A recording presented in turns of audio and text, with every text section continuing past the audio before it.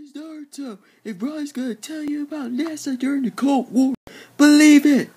That's right, and here's a question that everyone wants to know about NASA. What is NASA anyway? In 1957, Congress created the National Aeronautics and Space Administration to coordinate research in rocket science and space exploration. But why? Well, because Americans were stunned to the Soviet Union had already developed their own project in space.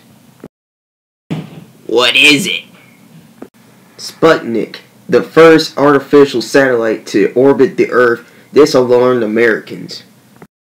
Why did it alarm them? This satellite was a sign that America was falling behind the Soviet Union. Oh, so America was jealous. Well, not really. America just wanted to do something better than them.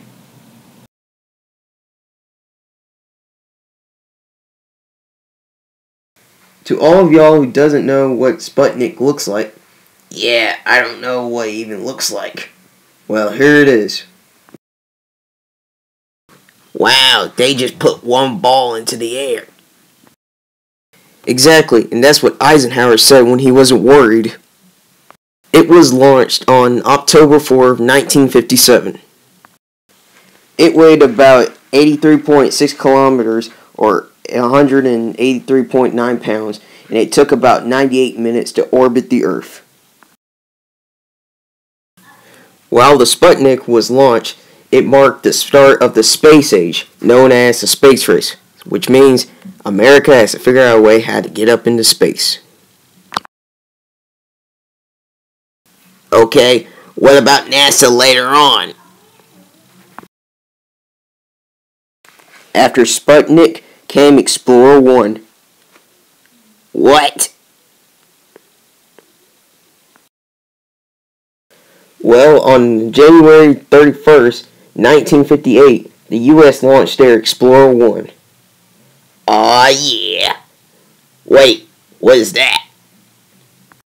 It's a satellite that carried a small scientific payload that eventually discovered the magnetic radiation belt around the Earth.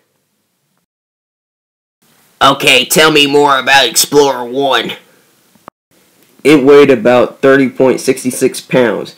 The electrical power was provided by a nickel-cadmium chemical batteries.